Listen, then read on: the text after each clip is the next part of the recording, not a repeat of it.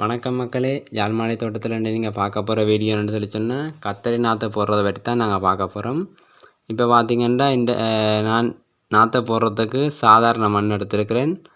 அதை விட plastic can எடுத்து வச்சுருக்கிறேன். பிளாஸ்டிக் கேன் இல்லாட்டிங்க ஒரு பேக்குனாலும் ஓகே. அந்த பிளாஸ்டிக் கேனுக்கு எடுத்து வைத்த மண்ணை கொட்டி அந்த மண்ணில் கல் இல்லை தடி இல்லை பொலித்தீன் போன்ற இதன் உட்கள் அடையாத பொருட்கள் எதுவும் இருந்தால் எடுத்து அகற்றி விட வேண்டும்.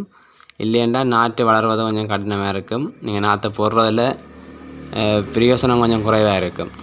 ஓகே, மற்றது என்னட்ட 2 வகையான கத்தரி நாற்று இருக்குது. ஒன்று ஊதா உருண்டை கத்தரி நாற்று, மற்ற சாதாரண கத்தரி நாற்று.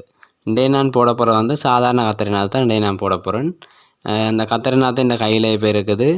இதை எடுத்து வைத்து இந்த மண்ணுக்கு மேலே தூவி அதன் மேல் மண் மீண்டும் தூவி அதன் மேல் பூவாளியினாலோ அல்லது கையினாலோ தண்ணீரை தெளித்து விட வேண்டும்.